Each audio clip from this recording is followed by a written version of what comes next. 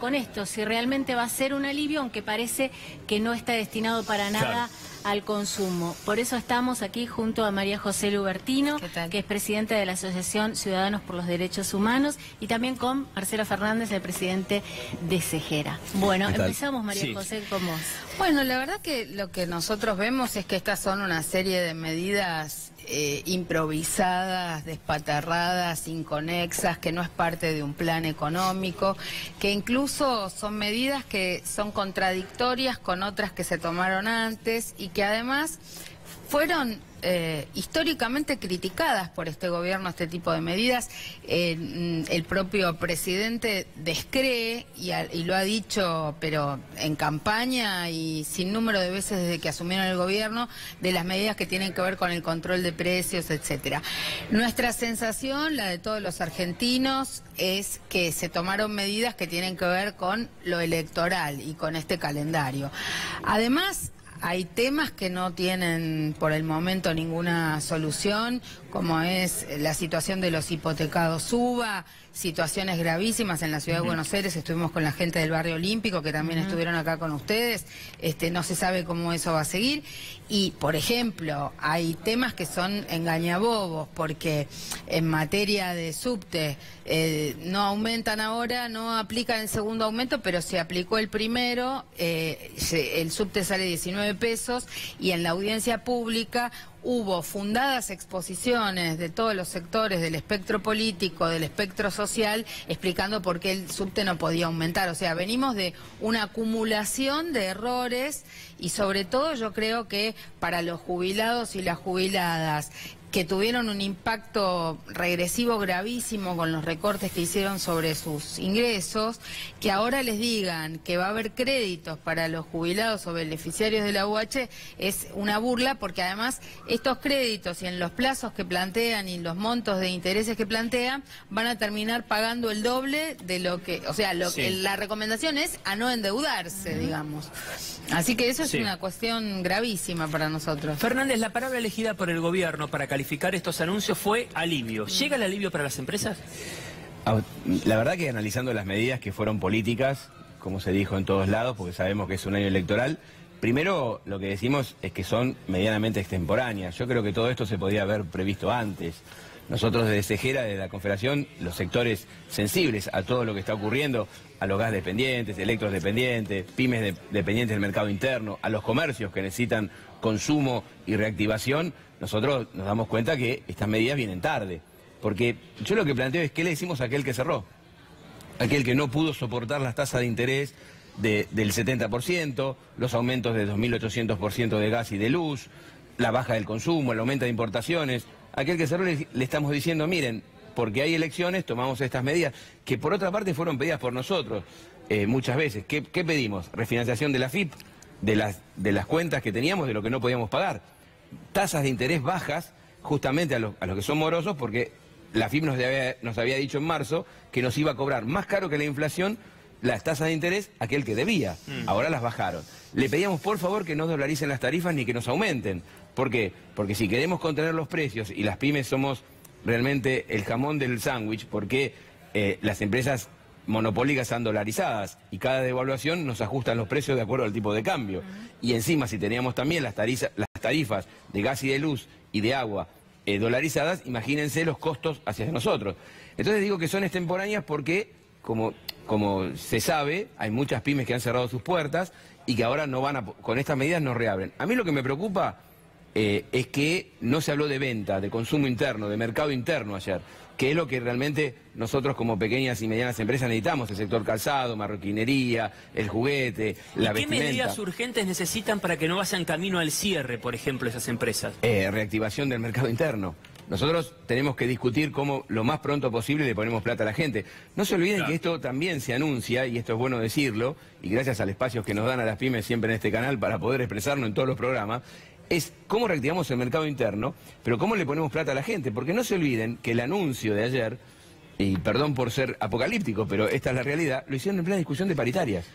Es decir, ¿cómo vamos a hacer acuerdos de precio y quién lo va a respetar cuando todavía no se cerraron los acuerdos colectivos de trabajo? Justamente además, eso es lo que más duele, ¿no? Que estamos hablando de plan alivio paliativo, o sea, como todo tratando de esto es como, ponerle un poquito menos de daño a la situación difícil que estamos cuando atravesando. reanimás a una persona, le haces una reanimación, pero no termina de resolver la situación de fondo o la enfermedad que padece.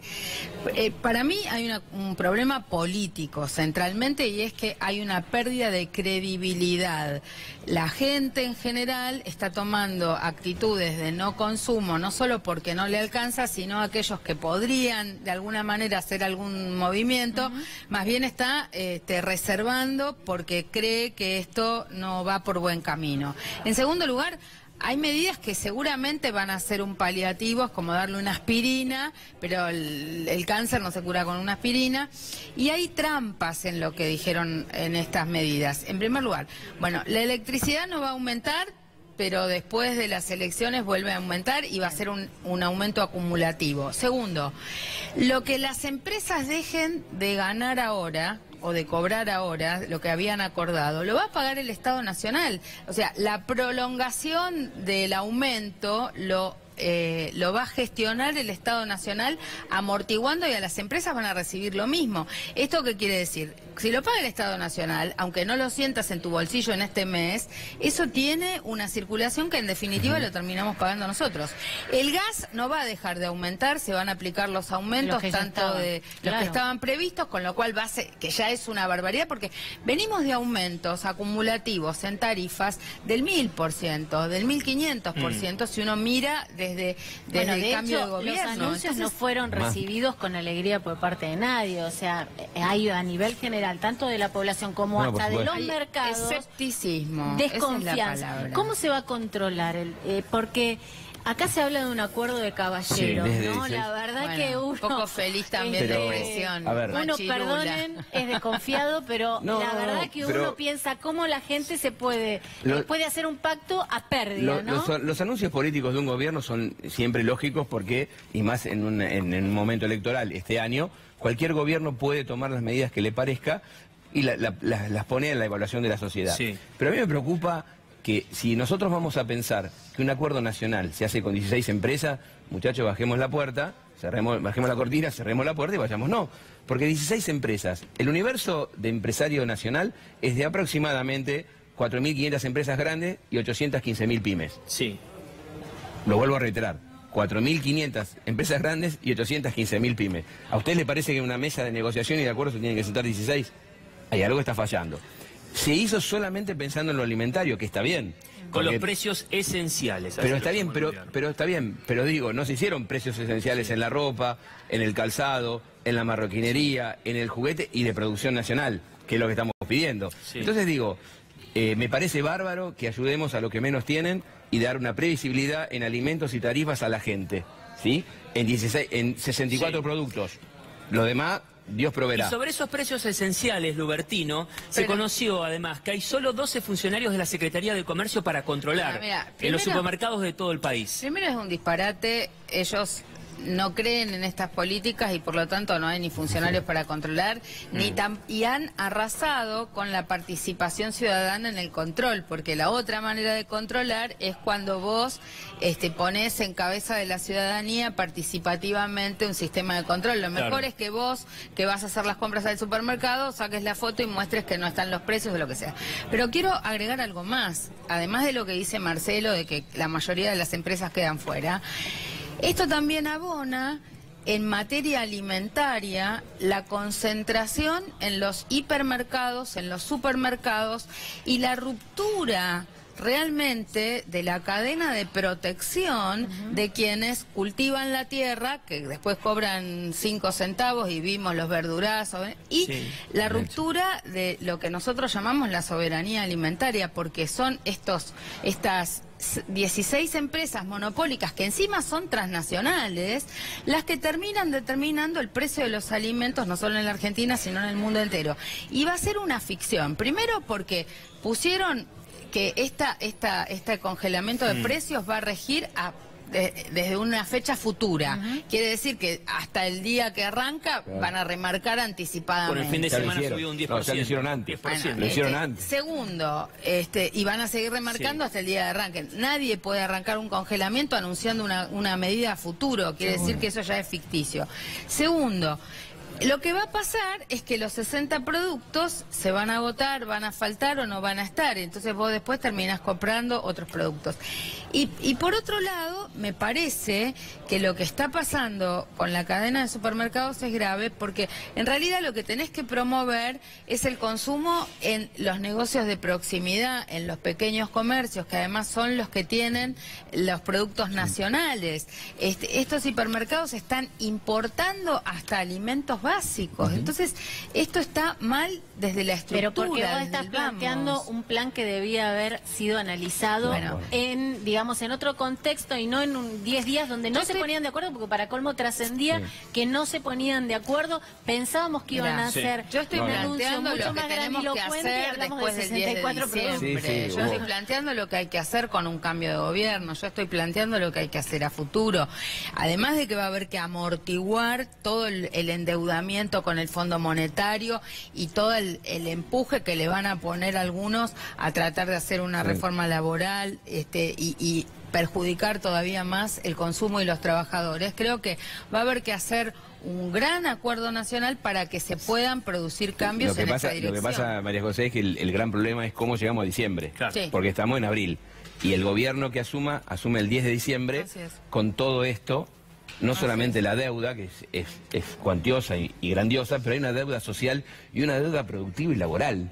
Hay una deuda productiva y laboral muy grande, porque el próximo gobierno va a tener que ver cómo hace para reactivar la producción nacional, otra vez la generación de empleo genuino, y cómo hace para que los trabajadores, los consumidores tengan plata en el bolsillo. Porque yo me pregunto, si nosotros estamos hablando de crisis, si estamos hablando de cierre de empresas, si estamos hablando de altas tasas de interés, si estamos hablando de una devaluación que nos perjudicó mucho, yo me pregunto, ¿cómo hace la pequeña y mediana empresa? Y no nos ponemos en víctimas, porque la estamos luchando como locos. Lo estamos haciendo a brazo partido y tratamos de ver cómo subsistimos. ¿Cómo hace la pyme para darle a su trabajador hoy un aumento de salarios si no tiene trabajo?